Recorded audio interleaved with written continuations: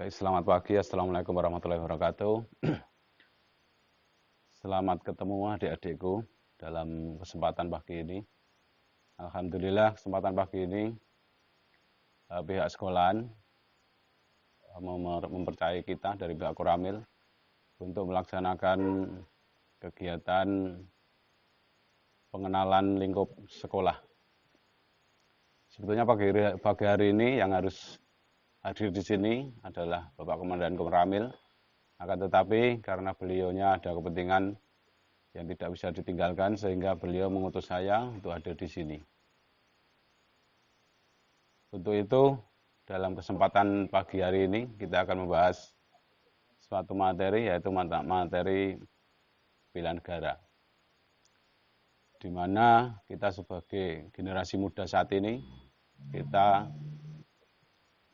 harus ikut turut serta dalam bela negara.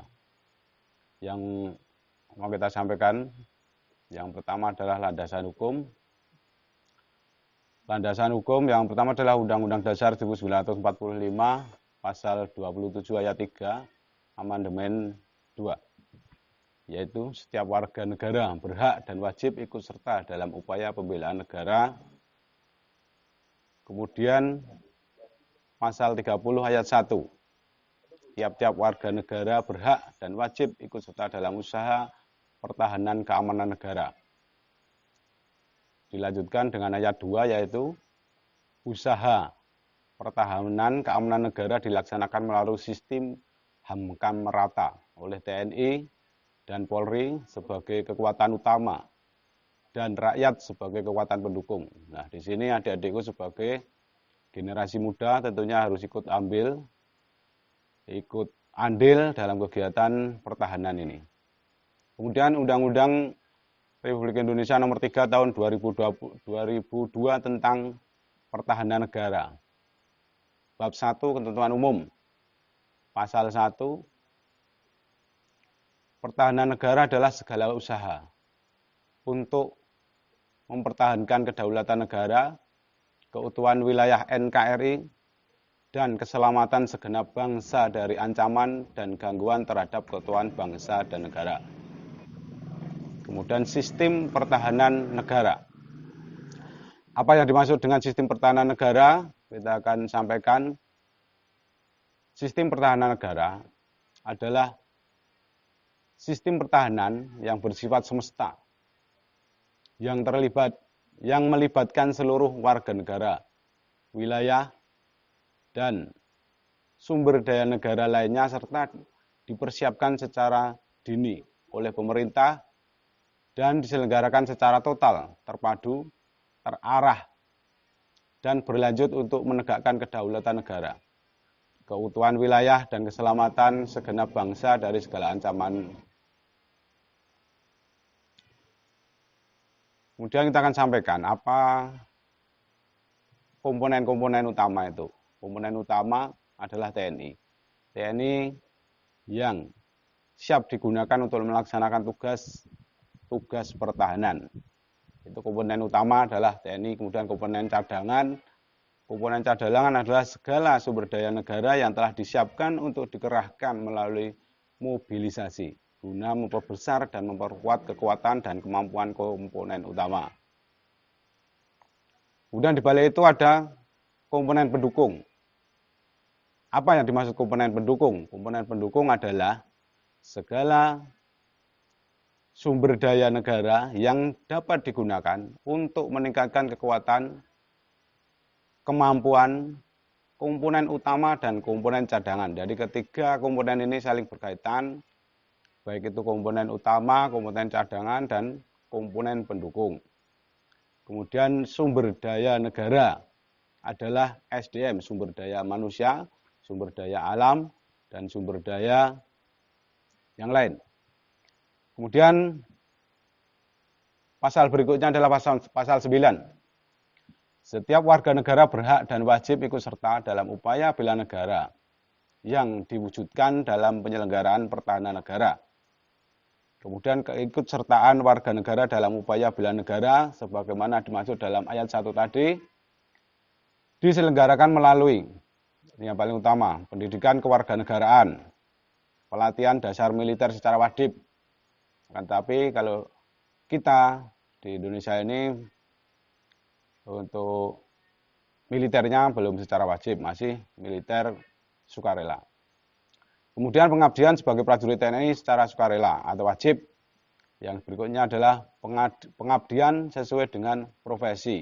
Nah, ini adik-adikku sebagai anak-anak generasi bangsa yang masih sekolah, harapan kita bisa melaksanakan kegiatan di sekolahan dengan penuh keseriusan, penuh rasa tanggung jawab, bahwasanya seorang murid adalah kewajiban untuk melaksanakan kegiatan belajar mengajar di sekolahan.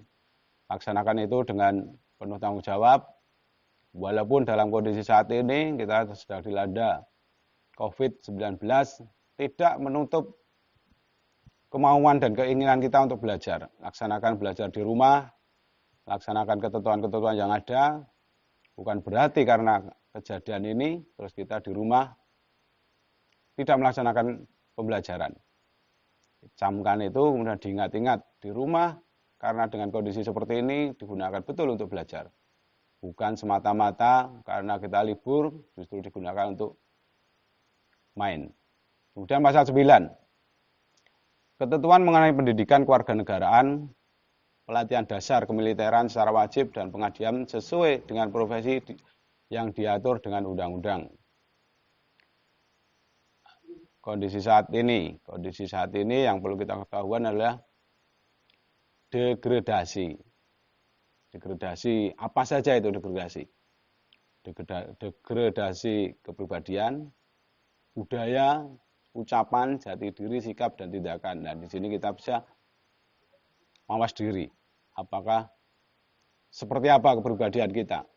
Apa yang kita laksanakan di sekolahan, apa yang kita laksanakan di luar, bagaimana kita selama pandemi ini kita belajar di rumah, apa kita harus dioyak-oyak sama pihak sekolahan untuk melaksanakan kegiatan belajar mengajar, atau memang itu timbul dari diri kita pribadi. Harapan saya, kita sebagai adik-adikku sebagai seorang pelajar, bahwa belajar itu adalah suatu kewajiban. Jadi harus kita laksanakan dengan kesadaran diri kita sendiri, bukan karena kita dioyak-oyak dari pihak sekolahan.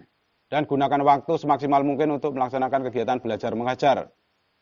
Bukan hanya untuk melaksanakan kegiatan di luar belajar mengajar.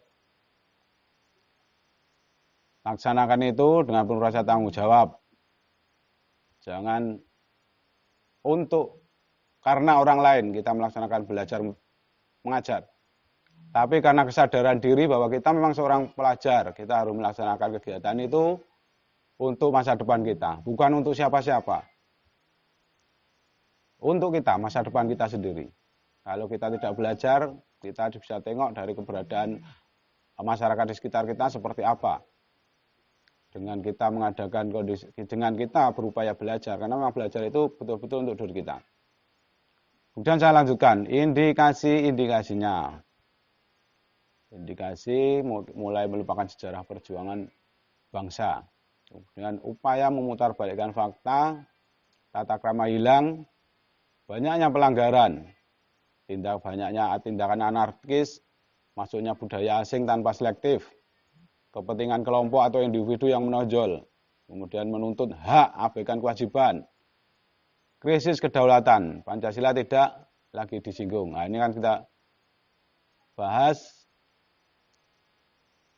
kepribadian tadi, kemudian seperti apa yang kita laksanakan di lingkungan masyarakat kita. Karena saat ini kita tidak laksanakan belajar mengajar di sekolahan, laksanakan upaya sopan santun kita seperti apa. Kita hidup di masyarakat, kita hidup sebagai generasi muda di masyarakat. Apa yang sudah kita lakukan di masyarakat lah itu kita tunjukkan jati diri bahwa kita adalah seorang siswa, kita adalah seorang pelajar yang baik. Laksanakan itu, segala yang kita laksanakan itu bukan untuk siapa-siapa, adalah untuk kita sendiri. Kemudian apa upaya-upaya kita untuk menghindari itu? Makanya kita menyadari bahwa kita adalah sebagai warga negara Indonesia yang mengerti hak dan kewajiban. Utamakan kewajiban, baru kita mengejar hak. Jangan justru sebaliknya. Kita selalu menuntut hak, sementara kewajiban kita tidak terpenuhi. Sebagai manusia yang bertakwa dan beriman, kewajiban kita sebagai seorang muslim, ya laksanakan sholat 5 waktu. Itu sudah mutlak. Baru kita melangkah ke hak-hak yang lain. Kemudian apa-apa yang harus kita kerjakan di rumah, ya kita kerjakan. Kiranya itu sedikit dari saya. Mungkin nanti ada yang perlu disampaikan, karena kita memang tidak bisa bertatap muka, sehingga harus melalui media seperti ini kita melaksanakan masa pengenalan sekolahan dan pengenalan antar rekan. Pesan saya yang terakhir, patuhi apa-apa yang ada di sekolahan dan apa-apa yang ada di masyarakat. Laksanakan itu dengan rasa penuh tanggung jawab dan rasa keikhlasan. Semoga dengan apa-apa yang dikerjakan itu nanti akan membawa manfaat yang besar di kemudian hari. Saya yakin itu akan membuahkan hasil yang maksimal apabila itu dilaksanakan dari sekarang.